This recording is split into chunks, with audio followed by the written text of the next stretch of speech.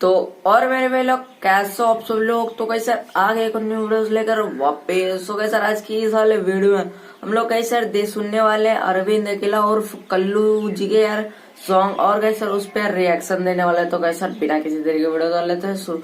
और कैसे आप सभी को मैं बता दूं वीडियो शुरू करने से पहले तो कैसे मेरा एक सेकंड चैनल जो कि कैसे ऑल रिएक्शन तो कैसे अब तक है उसको सब्सक्राइब नहीं किया तो कैसे जाओ यार और साथ में कैसे उसको भी यार मतलब बेझिझक को यार सब्सक्राइब कर दो। तो कैसे यार बिना किसी तरीके की आज की वीडियो कर लेते हैं शुरू। तो कैसे यहाँ पे वीडियो में चला देता हूँ तो वीडियो कर लेते हैं शुरू। तो कैसे वीडियो हो जाता है शुरू। चलो guys music on SRK।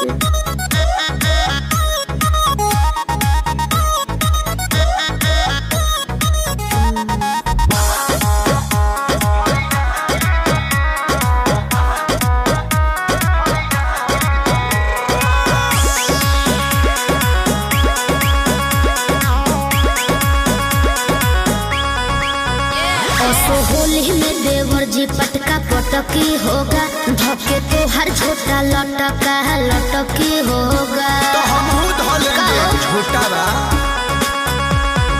Holi में देवर जी पटका पटकी होगा धके तो हर झोटा लटका लटकी होगा। तो हम भी छाता छोड़ाइए देंगे।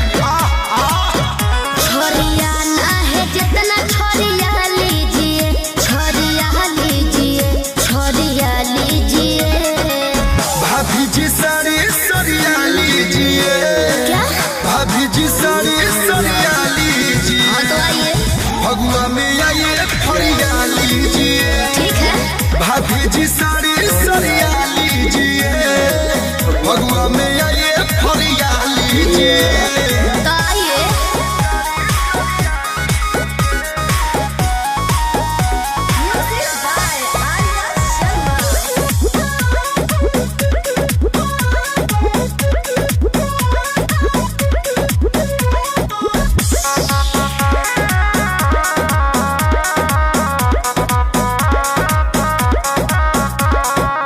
किए हो घमंड तो घमंड लाज टूटेगा। अच्छा तुम्हारा पिचकारी का पसेना बाबू छूटेगा। तेल में नहा के लाए बहुते भाभी आई लो अब बहुते भाभी गई लो बाल न बाका भइल हमर कितन प्लानिंग कइल लो। पहले ठीक से तो आप खड़िया लीजिए खड़िया लीजिए खड़िया लीजिए। ना समझे क्या भाभी जी साड़ी सरिया लीजिए। भाभी जी साड़ी सरिया लीजिए। एकदम भगुआ में आइए फरिया लीजिए।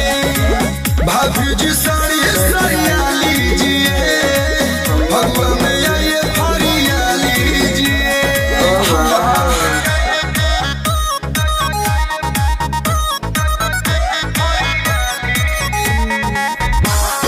भाई यार 4.5 मिनट का सॉन्ग है यार सुनो यार पूरा सुनो सॉन्ग।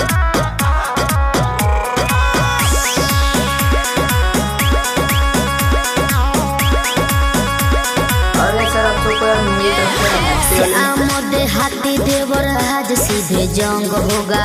अरे ज्यादा बोलते धर देखते रहिए क्या क्या आपके संग होगा। तो हम अगरबत्ती नहीं देखाएंगे। कलुआ भागे वाला नइखे तोहरा ई होशियारी से।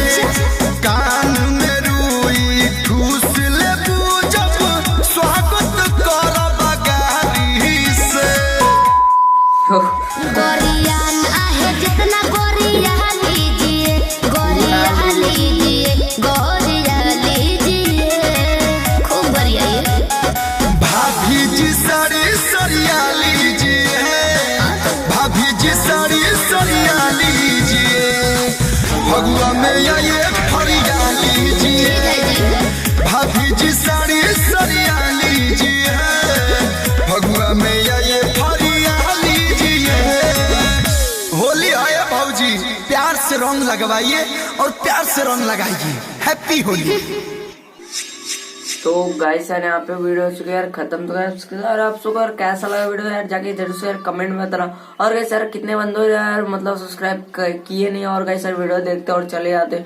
तो गाइस यार ऐसा मत करो। गाइस यार वीडियो यार देख रहे हो तो गाइस यार अच्छा लग रहा हो तो गाइस यार लाइक कर देना और चैनल को सब्सक्राइब कर देना। तो गाइस यार मिलते हैं नेक्स्ट वीडियो, जब तक ले बाय बाय। तो गाइस सही निकलते गाइस यार समझ रहे हो। तो ऐसे वीडियो करते खत्म।